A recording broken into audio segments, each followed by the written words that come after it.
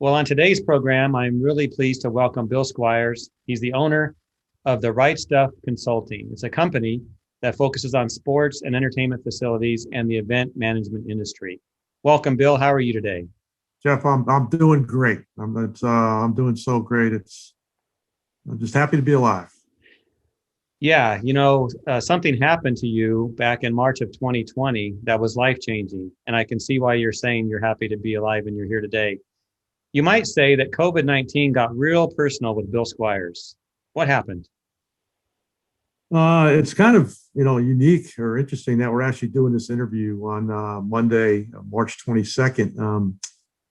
I did get COVID last year, and I got it really bad. And at this point in time in 2020, I was actually in my room quarantining, thinking that my fatigue was not a big deal, that my loss of appetite wasn't a big deal.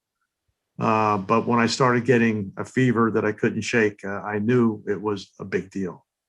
And I was in quarantine for about 9 days before my wife, Jody, said, "Hey, you need to go to the hospital." And I said, "Give me one more day." And she says, "No, I knew you were going to say that. I called the ambulance. They're outside waiting for you." So at that point in time, I really had no choice. But I wasn't feeling real well. But I'm a Navy guy. I'm a tough guy. I think I am. But I took the ambulance, went to the hospital. And I remember it was Thursday, March 26th. I remember checking in. I remember getting evaluated. And then I don't remember much after that. I know that I was still texting and emailing because when I later, after my ordeal, I was able to go back and look at emails. So I saw that I was still emailing. And it was on March 26th or March 29th, Sunday, when Jody got a phone call. And it was from my phone, and she thought it was me. And it was not me. It was a nurse saying his oxygen levels have dropped precipitously, and we need to put him on a ventilator. So on Sunday, March 29th, I was put on a ventilator. Of course, I was unconscious. I don't remember it at all. But I was on ventilator for 25 days. The doctors felt that I was okay, recovering well, that they could take me off the ventilator. They did so they took me off for 2 days, and then I didn't respond well at all, and they had to put me back on. So, being put on a ventilator once and twice is not really a good thing. And I was told by, those that cared for me, they didn't think I was going to make it. But I was on ventilator for about 7 days. I was a day or two away from getting a tracheotomy, and I guess a miracle occurred, and God said, "Okay, let's get the ventilator out of this guy." And the ventilators removed on May 2nd. So I have a biological birthday, but now I have another birthday, May 2nd. Taken off the ventilator, I remained in the hospital for 48 days. And they eventually transferred me to a rehab facility, Kessler Institute of Rehabilitation. As a matter of fact, I should mention the hospital I was in because these people saved my life. It's the St. Barnabas Hospital in Livingston, New Jersey. And the day before I was transferred, they installed a feeding tube in me because they were fearful that I would not be able to swallow properly. It's kind of something that comes up with when you're not using your muscles. And so I was transferred to Kessler Institute. It was like 10 o'clock on I think it was a Tuesday night. Wednesday morning, I had all these people in my room checking me out, wanted to get me going for rehab. And they actually asked me to get out of bed, and see how long I could stand up. And I said, "Hey, I'll do whatever you ask me to do, but someone's got to help me get out of bed because I can't move." And I really could not move. My legs didn't respond. I had no strength in my upper body, and I couldn't sit up. So they got me out of bed. I stood up for 19 seconds before I collapsed in a wheelchair. And I thought for sure I would never walk again. I didn't really show any emotion, but internally I'm saying, that's it. I'm never going to be able to walk again. And these physical therapists, occupational therapists, speech therapists, I had one of each. They don't want to hear that. They're going to get you going, and they did so, and they did a great job. I was there for 22 days. I could eventually walk with a walker. I could do simple things like I had to use an electric toothbrush because I couldn't really move my hand well. They had to teach me how to put on my pants and other daily tasks that I just never ever thought, at the age of 66 that I would have to relearn, but I had to relearn them. So I got home. My family, I hadn't seen them in 71 days. I got home on Friday, June 5th, one of the greatest days of my life. That's where I started performing, some serious outpatient therapy. I had at-home care that would come over 3 times a week for physical therapy, for speech therapy and other therapy. And eventually I was able to discard the walker and just started walking. And I found out the more I walked, the better I got at it. I remember the first time I walked with my family, I walked about a half a mile. I had to take 5 breaks, and I just couldn't make it. And but I told my family that by the end of the month of June, I'd be able to walk this route, 1.6 miles, and I'd be able to do it without any breaks and without ever stopping. And I was able to do that. I believe it was Sunday, June 26th. And I just kept on walking. Fast forward, I just recently worked the Super Bowl, my 8th Super Bowl, and my goal was to walk a certain amount of miles. The goal was 100 miles, and I actually walked 102 miles in the 7 days I was down at Tampa. So it was amazing what your body won't do if you don't use it, but it's amazing what your body will do when you do use it. But a lot of that came from the motivation I received from my family and from my friends, and obviously my prayers to God for allowing me to survive this ordeal and to make a pretty miraculous recovery. A couple other side notes, I guess, is I was on a feeding tube for 148 days. It was 5 months before I could actually have a drink of water. It was amazing. I was never thirsty. I was never hungry. I didn't complain about it. But I guess the ironic thing out of this, I got addicted to the food channel. Now, I don't know anybody who, can't eat or drink but gets addicted to a food channel. But I did, and trying to figure out what my first meal was going to be. But, miraculously right now, Jeff, I'm doing terrific. With probably about 96% of my former self. I had lost 35 pounds when I was in the hospital in rehab. I had a goal of losing some weight in the summer, not quite that way. But I put about 20 pounds back on and back in my ideal weight. So I'm great. I'm absolutely great. I could not be happier, to be honest with you. So, Bill, when you came out of your situation, did you even recognize yourself?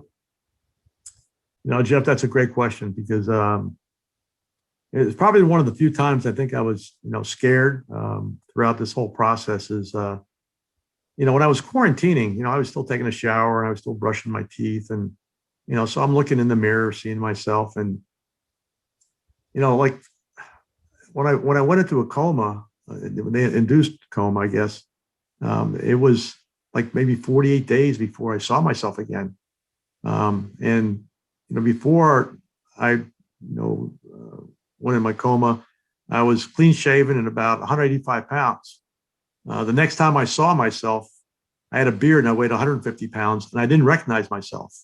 I actually looked in the mirror and said, "Who are you?" It was scary. It was really scary. I mean, I'm not a bodybuilder or anything, but I had a little muscle up in my shoulders and my chest, and it was gone because I just was inactive for such a long period of time. So it was scary. And, but I knew that I could shave, no question about that. And I knew that, I eventually have to go off the feeding tube that I would put the weight back on, and I have. But I've kept the beard. I guess it's kind of a reminder of I always say, Rip Van Winkle had nothing on me. I was asleep for 40 days as well. But it's kind of a reminder for me, this beard. And I'm not sure how long I'll keep it, but I'm going to keep it for a little bit. I'm sure every meal you eat is special, and you love your food now, don't you? I'm eating things that I didn't eat before. Well, Bill, we showed some pictures as you were speaking there. The sip of water, that picture, put it up again right here. That's your first sip of water in how many days? It was not. Let's skip days. Let's go months. It was 5 months from the time I had my last drink of water before I went into the hospital, and then that was sometime in September that I had my first sip of water. And it was 5 months of no memory. No, I mean I had no memory when I was, in the hospital. I did have memory when I was certainly at rehab, but it was quite, it was amazing. It was amazing that this little tube can keep somebody alive, and it did. And I'll tell you what, it was the greatest drink of water I've ever had, and I still love drinking water. Let's go back. Let's look at both spectrums here. When you first got the disease, do you know how you got it? What happened? I don't know how I got it. It was really early on. Back then, as I recall, that people weren't wearing masks. I do remember kind of running around trying to go to different stores to buy toilet paper and getting some of the necessities that everybody was, needed. Back then, I think everybody thought you had to touch a surface and you had to put your hand to your mouth, your eyes, or your nose, and that's how it was transmitted. But as we know now, it's probably more, through aerosol than it is through, touching. Although sanitization is important, but I don't know how I got it. I really don't. And to be honest with you, it's not. That's not important to me. I did get it. What's more important to me is I didn't give it to anybody else, and I didn't give it to anybody in my family. And I have a son who's got cystic fibrosis, which is a genetic lung disease, and that would not have been good if he had gotten that from me. So I'm just grateful that it was me and nobody else. Yeah. Do you ever feel uncomfortable when you just maybe get a cough or congestion? Does the fear ever hit you? No, I tell you what, the fear that hits me is just watching people still not believing that this is still a dangerous virus. We almost, I think, 545,000 people have died of this virus in the United States. I think it's like 2.6 or 7 million worldwide. I know it's about 24,000 in New Jersey. And it scares me to watch the news and see people being irresponsible and not understanding that this virus is real. And even those who get the vaccine, they can still get the virus, but it certainly, you shouldn't die from it, shouldn't get deathly ill, but, you can still give it to somebody who didn't get the vaccine that can impact them. So it's really important that people, get the vaccine. I mean, I'm big on awareness of the virus, certainly big on getting the vaccine if you're eligible for it. But know that, it's not end all be all once you get the vaccine. You still have to practice, some protocols. Yeah. You mentioned your family. Now we have this picture of your family. You came home. What was that reunion like? Oh boy, I tell you, I was in the Navy, so I would deploy for like 6 months, go overseas. This is back in the 70s and the 80s, and it was always great to get home. But this was certainly a very, very special homecoming because it was one that we weren't sure I was going to have. When I became lucent and I was in rehab, I started thinking about what I put my family through for the 40 or so odd days I was in a hospital, and they didn't know whether I was going to live or die every day. And I can't believe they were able to. It shows me how tough they were and how positive they were. And they just kept praying and felt that I was going to recover. But I know I put them through hell, and I'm sorry for that, but I'm just so grateful it was me and that no other member of my family, had the virus. Bill, let's talk about sports a little bit. You've been around the world of sports. Give us a quick recap on that. Well, I always tell people what I do in the world of sports now is fun, but I served my country as a naval aviator for 12 years. And I always say that is important. Not to make light of what I do in the world of sports, but serving my country was a great opportunity. But, I was hired by the New York Yankees, a gentleman by the name of Mr. George M. Steinbrenner III, who was the owner of the team. I met him while I was in the Navy. I kind of asked him, how do you get in this industry? And he offered me a job. And I worked for the Yankees for 3 years, managing old Yankee Stadium. Then I came across the river and I managed Giant Stadium for 6 years. From there, I went to Disney's Wide World of Sports, which is now called ESPN Wide World of Sports. And that's where the NBA and MLS had their games last year. Then I went to Cleveland Brown Stadium in Cleveland, which is now called First Energy Stadium, and managing all the venues. And my last full-time job before I became a consultant was managing Old Giant Stadium once again from 2000 to 2002, where I was a vice president general manager of the venue. But a long history, going on 34 years. I think it was in February. I'm a past president of Stadium Managers Association.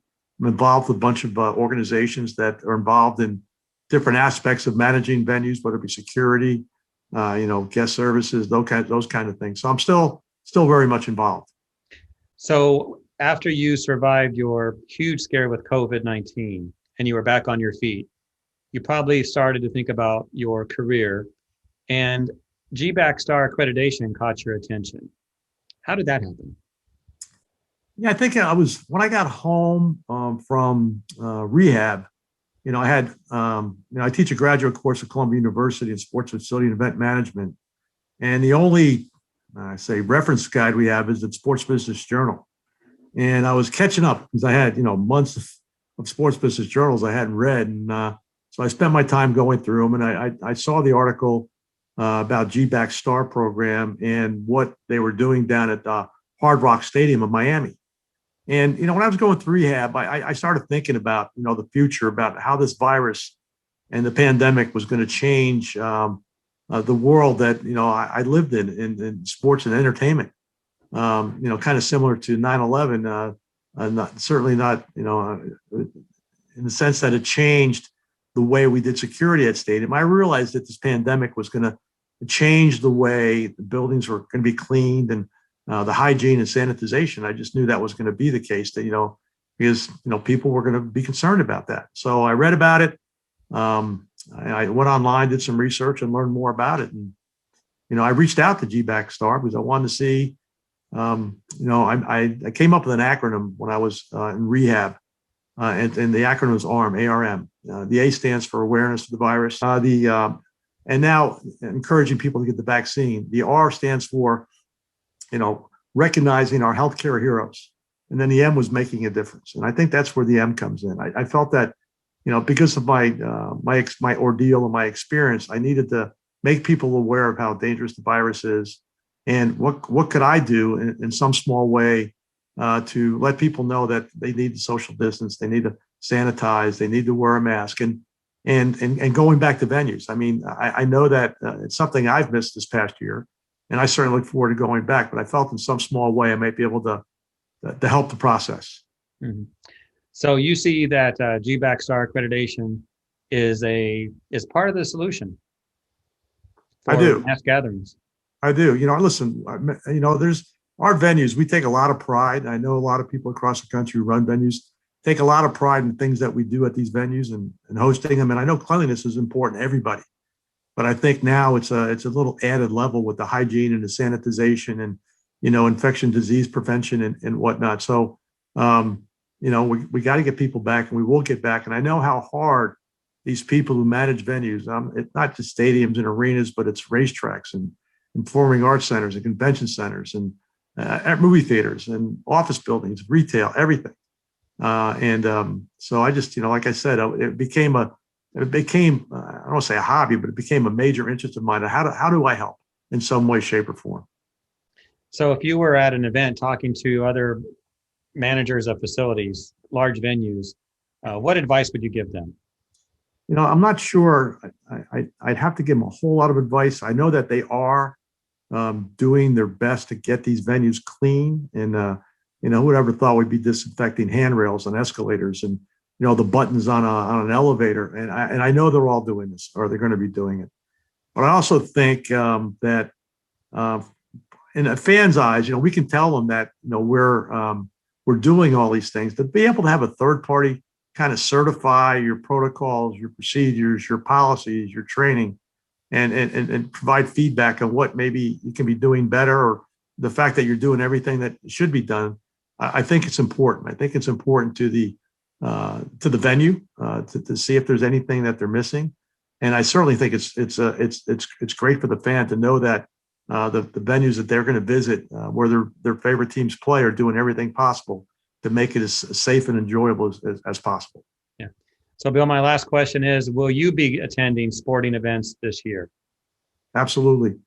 I wish I could have attended them last year, but I'm a big believer in following the CDC protocol, following with the states and municipalities and what we're doing across the country.